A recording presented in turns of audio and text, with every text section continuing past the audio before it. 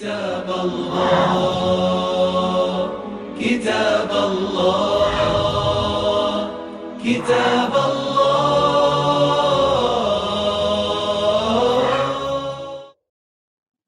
بسم الله الرحمن الرحيم. إن الحمد لله نحمده ونستعينه ونستغفره ونستهديه ونعوذ بالله من شرور أنفسنا وسيئات أعمالنا. من يهده الله فلا مضل له ومن يضلل فلا هادي له. وأشهد أن لا إله إلا الله وحده لا شريك له وأشهد أن محمدا عبده ورسوله صلى الله عليه وعلى آله وصحبه ومن سار على نهجه إلى يوم الدين. Sa pagpapatuloy po natin mga taga-subaybay sa ating programa, andito naman po kami upang magbigay sa inyo ng iilang kaalaman patungkol sa relihiyong Islam. At sa mga oras na ito, tatalakayin po natin ang paksang patungkol sa Tafsirul Quran o ang pagbibigay ng kahulugan sa mga iilang talata sa banal na Quran. Itong mga kalipas na mga panahon, nabigyan natin ang tafsir, ang kahulugan ng pangbungad na talata sa banal na Quran, at ito yung Fatiha. Nauna pa doon ay nabigyan natin ng iilang kaalaman ang patungkol sa pagbibigay ng kahulugan sa banal na Quran, o itong tinatawag na tafsir. Sa mga oras na ito, bibigyan po natin ng kahulugan ang mga iilang talata sa banal na Quran, at ang ating gawing pamamaraan ay mag-umpisa tayo sa pinakahuling talata. Ito'y ang sa surat An-Nas, pagkaraan paakyat na tayo sa suratul Falaq at suratul Ikhlas hanggang sa tataas na. Hangad po nating mabigyan ng kaalaman ang mga maikling talata na ito, sapagkat ang karamihan sa atin ay naisa sa ulo ang mga talatang ito at palaging binabasa sa kanilang pagsasala. Palagi natin itong binabasa sa ating pagtaraos ng takdang dasal. Kaya kinakailangan din natin malaman ang mga kahulugan ng mga talatang ito, na kung kaya ba't natin ginagawa na bigyan ng kahulugan ang mga talatang ito hanggang sa tayo ay makaakyat mula surat An-Nas papunta ng suratul Falaq hanggang sa suratul Ikhlas hanggang sa pataas na. Yan po ang ating pamamaraan sa pagbibigay ng tafsir sa ilang talata sa banal na Quran. Umpisahan po natin sa surat An-Nas. Surat An-Nas. At ang isa pang pamamaraan na ating gagawin sa pagbibigay ng kahulugan o tafsir ng ilang talata sa banal na Quran ay unang-una babasahin po natin ang sura, ang talata, ang kabuuan nito kung ito'y maikli lamang. Pagkaraan, bigyan natin ng kahulugan, at ito'y base sa Tafsirul Muyassar na siyang naisulat sa Mujamma al-Malik Fahd Litibat al-Mushaf al-Sharif sa Madina al-Munawwara. Yun po ang ating gagawing basehan, sapagkat ito'y maikli lamang, madali ang pagkaunawa dito, at nasisigurado kong baka madali lang sa kaalaman ng bawat isa sa atin. Pagkaraan nating mabigyan ng kahulugan ang ilang talatang ito na ating babasahin, ay kukunin natin ang mga ilang mga patnubay o gabay patungkol sa talatang ito o sa mga ilang talata na ating babasahin, sapagkat itong banal na Quran ay ipinahayag sa ating mga tao bilang patnubay o gabay tungo sa matuwid na landas, ayon sa nasabi sa pambungad o sa umpisa ng suratul Baqarah na nagsasabing Alif Lam Mim, Dhalikal Kitabu la rayba fihi hudan lil muttaqin. Hudan lil muttaqin. Yaon ang aklat na ito, pagkaraan ng Alif Lam Mim. Yaon ang aklat na itinuturo sa malayong pagtuturo bilang pagpapahalaga o pagbibigay ng pagdadakila na walang pag-alinlangan. Ito ay patnubay o gabay sa mga taong nagkakaroon ng takot sa Allah subhanahu wa ta'ala.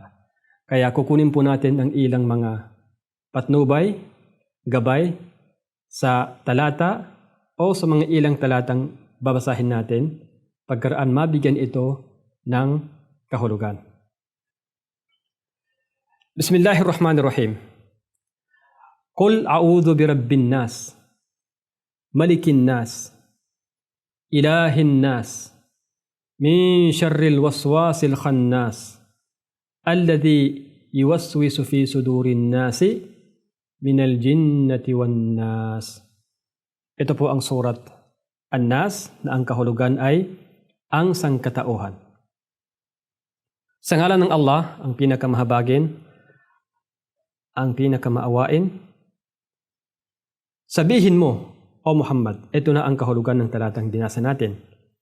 Sabihin mo, O Muhammad sallallahu alaihi wasallam, nagpapakupkup ako at hinihingi ko ang kalinga ng Allah subhanahu wa ta'ala, na Rab o di kaya tagapaglikha, tagapanustos sa lahat ng sangkatauhan,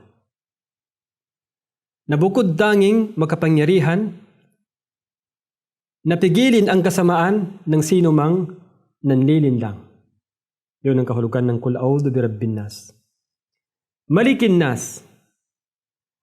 Ang Malik, hari ng mga tao, na siyang bukod tanging tagapangasiwa sa lahat ng kanilang mga kalagayan na malaya at hindi nangangailangan sa kanila. Ang kahulugan ng Malikin nas, ang Malik, ang hari ng mga tao, na siyang bukod tanging tagapangasiwa sa lahat ng kanilang mga kalagayan na malaya at hindi nangangailangan sa kanila. Ang ilah o Diyos na sinasamba ng sangkatauhan, na siya lamang ang bukod-tangi na may karapatan at karapat-dapat lamang na sambahin. Ilahin nas. Ano ang hinihingi nating pagpapakupkop? Mula sa kapinsalaan ni Shaitan, ni Satanas. Mula sa kapinsalaan ni Shaitan na nambubuyo sa oras ng paggalimot ng tao sa pagka-alaala sa Allah subhanahu wa ta'ala, at naglaho ito kapag naalaala natin ang Allah subhanahu wa ta'ala. Yun ang kahulugan ng Qul a'udhu birabbin nas, malikin nas, ilahin nas, min syarril waswasil khannas, alladhi yuwaswisu fi sudurin nasi minal jinnati wan nas. Ang kahulugan naman ito, na siya ang nambubuyo ng kasamaan at naglalagay ng pag-aalinlangan sa mga dibdib ng mga tao. Mula sa mga syaitan, si Satanas, na nagmula sa lahi ng jin. Nagmula sa lahi ng jin at nagmula sa lahi ng tao.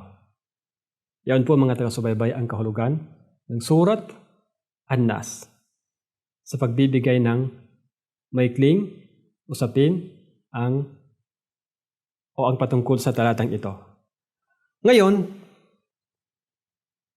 dito naman po tayo sa mga patnubay na siyang ibinibigay ng talatang ito. At ito ang pinakamahalaga sapagkat ayon doon sa nabanggit natin sa unang sinabi natin kanina, na itong banal na Quran ay patnubay sa mga tao o gabay para sa kanila. Dhalikal kitabu la rayba fihi hudan lil muttaqin.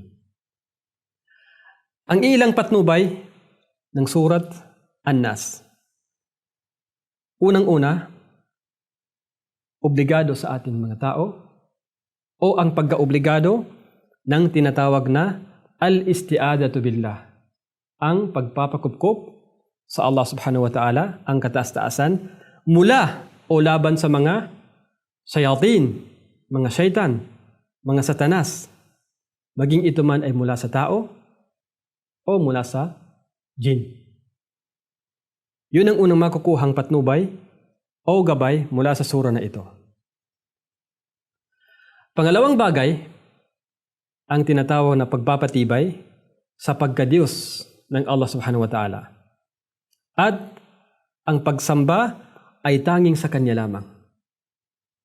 Ang pangalawang makukuha natin na patnubay sa talatang ito o sa sura na ito, ang pagpapatibay sa pagkadiyos ng Allah subhanahu wa ta'ala na nag-isa at ang pagsamba ay tanging sa Kanya lamang. Hindi karapat-dapat gawin ang pagsamba maliban sa Allah subhanahu wa ta'ala lamang. Pangatlong patnubay na siyang makukuha natin sa talatang ito ay ang pagpapahayag o ang pagpapalinaw sa tinatawag na kataga o ang tono ng istiada. Paano ba ito? Sinabi mo sa amin na ang pag-obligado sa tinatawag na istiada, ang pagpapakupkup sa Allah subhanahu wa ta'ala. Paano naman ito? Paano bibigkasin ang istiada billahi azza wa jal? Ang pagbigkas nitong istiada ay ang pagsasabi ng A'udhu billahi minash shaitanir rajim. Ako ay nagpapakupkup sa Allah subhanahu wa ta'ala mula sa kay Satanas, kay Shaitan na nambubuyo sa mga tao.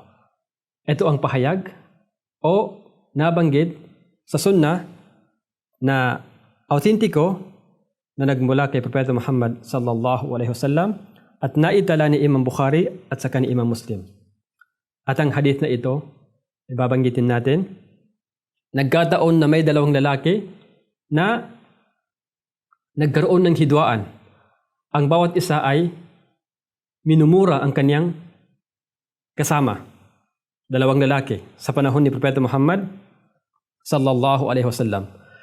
Ang isa sa kanila ay namumula na sa tinding galit na nadarama at parang lumalabas na ang mga ugat sa kanyang liig sa tindi ng kanyang galit. Nakita siya ni Propeta Muhammad sallallahu alaihi wasallam at sinabi sa kanya, "Inni la'arifu kalimatan law qalaha hadha ladhahab anhu alladhi yajid. A'udhu billahi minash shaitanir rajim." Sinabi ng sugo sallallahu alaihi wasallam nang makita ang lalaking ito, sabi niya, "Tunay na meron akong alam na babanggitin lamang ng lalaki na yaon, lalaki na nagagalit, meron akong alam ang kataga o salita na kung sasabihin lamang ng lalaking yan, mawawala sa kanya ang kanyang matinding paggagalit." Ano ang kanyang sasabihin? A'udhu billahi minash shaitanir rajim. Ako ay nagpapakupkup sa Allah subhanahu wa ta'ala laban kay Satanas na siyang nambubuyo sa mga tao. So malinaw dito sa hadith na ito kung paano ipinahayag ni Propeta Muhammad sallallahu alaihi wasallam ang pagsasabi o ang paggamit ng tinatawag na istiada. Yaon ay pagsasabi natin ng A'udhu billahi minash shaitanir rajim. Ito po ang makukuhang mga iilang patnubay mula sa talatang ito. Hanggang sa susunod, ako po ay magpapaalam panandali at bibigyan natin ng ilang patnubay pa o ilang mga aral na makukuha natin sa sura na ito. Ako po ay magpaalam sandali. Assalamualaikum warahmatullahi wabarakatuh. Kitab Allah, Kitab Allah, Kitab Allah.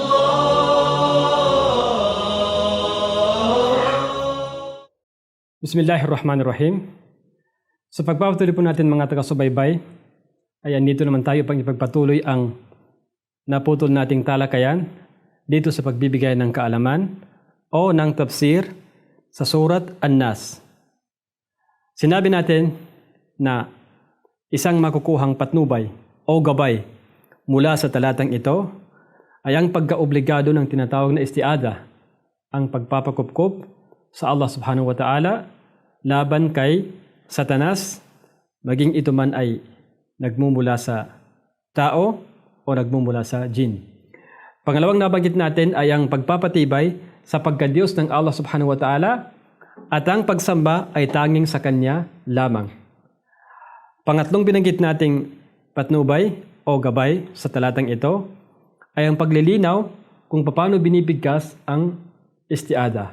At ito ay ang pagsasabi ng A'udhu billahi minash shaitanir rajim. Pang-apat na patnubay na pwede nating mapulot sa talatang ito ay ang pagsasabi natin ng kul. Kul a'udhu birabbin nas. Baka may magsasabi sa inyo na ba't kinakailangan pang sabihin ng Propeta Muhammad sallallahu alaihi wasallam ang katagang kul na ang ibig sabihin ay sabihin mo o Muhammad. Hindi ba dapat lang ay pwedeng sabihin ni Propeta Muhammad sallallahu alaihi wasallam na sinasabi ko o di kaya sabihin niyang a'udhu birabbin nas. Ako ay nagpapakupkup sa Rab, tagapaglikha, tagapanustos, Rab ng mga tao, at wala nang pagbanggit ng katagang kul. So ba't binabasa pa o ba't dinidilat pa ang katagang kul? Hindi ba hindi na kailangan? Ano ang sagot natin dito? Ang kasagutan sa syubha na ito o isang misconcept na ito ay ganito. Kinakailangan mabanggit ang katagang kul. Kul a'udhu birabbin nas o kul a'udhu birabbil falak o kul a'udhu birabbi o kul huwallahu ahad. Dahil ito, ang katagang ito ay nagpapahiwatig na ang Propeta Muhammad sallallahu alaihi wasallam kailanman ay hindi nanggagaling sa kanya ang banal na Quran na ito, kundi galing sa tagapaglikha, ang Allah subhanahu wa ta'ala.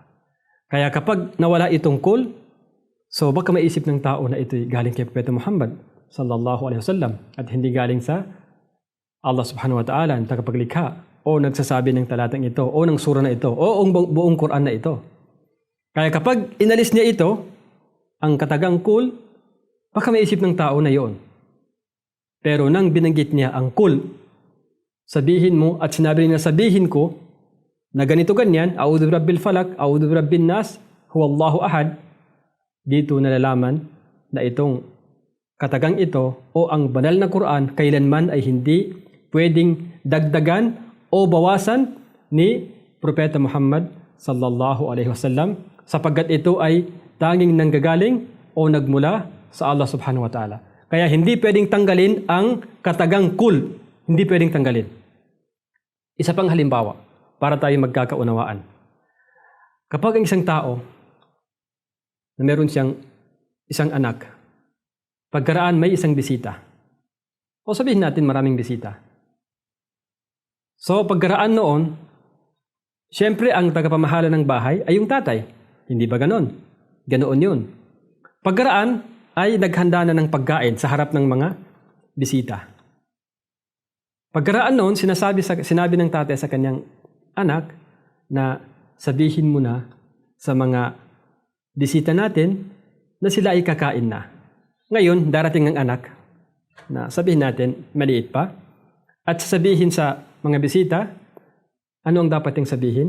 Ang dapat niyang sabihin, sinabi ng aking tatay na sabihin sa inyo na kayo kumain na. Yun ang kanyang dapat sabihin. Pero kapag sinabi niya na kumain na kayo, di ba may pagkakaiba? Meron pagkakaiba. Sapagkat kung sinabi lamang ng isang bata na kumain na kayo, baka wala pang pahintulot ang magulang, ang kanyang tatay. Pero nang sabihin niya sa harap ng mga bisita na sinabi ng aking tatay na sabihin ko sa inyo na kumain na kayo. Ibig sabihin, meron ng pahintulot na mula doon sa tagapamahala ng bahay, yun ang kanyang tatay o magulang ng bata. Kaya mas maginhawa sa loob ng mga bisita na sila'y kakain sa pagsasabi ng bata na sinabi ng aking magulang na sabihin sa inyo na kayo kumain na. Kaysa sabihin ng bata na kumain na kayo. Baka wala pang pahintulot ang magulang. Ito'y nanggagaling lamang doon sa bata. So, parang ganon ang pagsasabi natin sa katagang Kul a'udhu birabbin nas. Ang sinabi ni Propeta Muhammad sallallahu alaihi wasallam, sabihin mo bilang ito'y nagpapahiwatig na ang Quran ay nagmumula sa Allah subhanahu wa ta'ala. So, ganoon din. Kaya hindi natin pwedeng tanggalin ang katagang kul. Hindi natin pwedeng tanggalin na sabihin natin na dapat wala ng kul. Diretso na lang, A'udhu birabbin nas, A'udhu birabbil falak, Huwallahu ahad. Hindi pwede. Sapagkat ito'y nagpapahiwatig na ang banal na Quran ay nagmumula sa Allah subhanahu wa ta'ala at walang idinagdag dito ang Propeta Muhammad sallallahu alaihi wasallam. Siguro mga taga-subaybay ay maliwanag kung ba't hindi natin tinatanggal ang katagang kul sa mga sura na ito at marami pa tayong mababasa sa mga susunod na sura o mga talata na ating mabibigkas ang katagang ito na kul na nagsasabing sabihin mo. Sabihin mo. Yan po ang kasagutan sa misconcept o di kaya pag may nagsasabi sa atin na dapat tanggalin na lang itong kul. So yun po ang kasagutan natin sa paksang ito o sa usaping ito. At siguro malinaw na yon. Panglimang patnubay na pwedeng mapupulot natin sa talatang ito, itong Surat An-Nas, ay noong sabihin niya na doon sa huling talata, minal jinnati wan nas. So, dito, makikita natin na itong pambubuyo o pambubulong ay minsan nagmumula sa mga jin at minsan naman ay nagmumula sa mga tinatawag na Bani Adam, sangkatauhan. Kung ito'y nagmumula sa jin, ito'y malinaw. Sapagkat bawat isa sa atin, ayon sa hadith ni Propeta Muhammad sallallahu alaihi wasallam, ang shaitan o di kaya Satanas na mula sa jin ay dumadaloy sa dinadaloyan ng ating dugo. Yajri min ibni Adama majrad dam. Kaya ito'y malinaw. Kaya nga minsan tayo nakaupo, tayo'y nag-iisip, darating siya at magbibigay ng pambubulong kaisipan sa atin na yun ay papunta sa bagay na hindi kinagugustuhan o hindi taliwas sa relihiyong Islam. Yun ay malinaw at bawat isa sa atin ay nadarama ito. Ang pambubuyo ng Satanas na nagmumula sa angkan ng jin. Kapag ang pinag-uusapan naman ay ang waswasa, ang pambubuyo na nagmumula sa Bani Adam, mula sa tao, ito'y napakarami. At makikita natin kung gaano ito karami sa mga taong pupunta sa iyo at mag-utos ng masama. Maging ito man ay kaibigan mo, kamag-anak mo, kasama sa trabaho, kasama sa opisina, o kahit saan. Darating sa iyo at gagawa ng mga bagay na ito'y sadyang napakasama sa paningin ng Islam at gagawin itong parang katanggap-tanggap na bagay. Hanggang sa ikaw naman ay magsasabing, siguro nga, mabuti yung sinasabi mo at susubukan mo na. Halimbawa, sa panahon natin ngayon, ay napakarami ang tinatawag na transaksyon na mayroong riba, yung usury, yung patubo o yung interest. Darating isang tao na gumawa na nito. Darating sa iyo, sasabihin na hindi ka pa uutang ng may patubo, may interest. Sabihin mo, ay, hindi pwede sa relihiyong Islam o di kaya bawal. Sabihin sa iyo ay, lahat ng tao gumagawa naman ikaw lang. At saka sa panahon natin ngayon, kailangan na. Dahil lahat ng tao, yan ang ginagawa. Kung hindi mo gagawin, wala kang maipon, wala kang makuha. So hanggang sa magsasabi sa iyo, hanggat sa ikaw itatanggap na. At sasabihin mo, siguro nga, kailangan ko na. Kaya gagawin mo na. At ang mga iba pang mga gawain tulad nito. Yun ang tao na yon ay mula sa Shaitan al-Ins. Mula sa Shaitan, mula kay Satanas na lahi ng tao. At yun ay alam natin. Hindi lingid sa kaalaman ng bawat isa sa atin ang gawain ng taong ganito. At saka marami pang mga halimbawa na makikita natin na magsasabi na ganito. Sa mga kababain halimbawa, darating sa atin magsasabi ng, ba't ka naghihijab? Ba't mo suot yan? Sa panahon natin ngayon, baka mapagkamalan kang masama. So, kinakailangan tanggalin mo na yan. Hanggang sa magsasabi, hanggat sa ang isang kapatid na babaeng Muslima na tunay sa kanyang pananampalataya ay tatanggalin ito dahil pagsunod doon sa kanyang kaibigan at dahil nga sa pambubuyo ni Satanas na galing sa tao na yaon. Yun ay napakarami. So ito ang impapang makukuhang patnubay sa talatang ito na Surat An-Nas o ang sangkatauhan. Pang-anim na patnubay o gabay na siya ring makukuha sa talatang ito, ang tatlong talata na ang pangalan ay Al-Ikhlas, Al-Falaq, An-Nas. Isa dito ang tinalakay natin. Ang Propeta Muhammad sallallahu alaihi wasallam ay kapag siya ay pupunta na sa kanyang tinutulugan, iihip siya sa kanyang dalawang palad, pagkaraan ay ipupunas sa kanyang mukha. At sa abot ng kanyang makakaya sa buong katawan niya. Pagkaraang mabasa itong tatlong talata, Al-Ikhlas, Al-Falaq, An-Nas. At minsan ginagawa niya, karamihan sa kanyang mga sala ay binabasa ito, ang tatlong sura na ito, pagkaraan ng mga 5 dasal.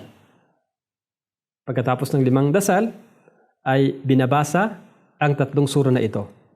Kaya karapat dapat sa tao na susunod sa patnubay ng Propeta Muhammad sallallahu alaihi wasallam sa pagbabasa ng mga talata ayon sa ginawa ni Propeta Muhammad sallallahu alaihi wasallam upang sa ganoon tatamaan natin ang 5 sunna ng Propeta Muhammad sallallahu alaihi wasallam.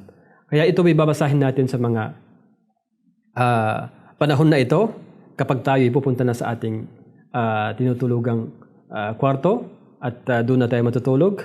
Gagawin natin ang ginawa ni Propeta Muhammad sallallahu alaihi wasallam at gayon din sa bawat dasal ng 5 dasal, 5 obligadong dasal ay babasahin din natin ang tatlong sura na ito upang sa ganoon ay nasunod natin ang sunnah ni Propeta Muhammad sallallahu alaihi wasallam. Ito po ang mga patnubay o mga gabay na siyang makukuha sa talatang ito at isusunod po natin ang Surat Al-Falaq. Pagkaraan nito, ako Imam Mga Alam. Assalamualaikum warahmatullahi wabarakatuh.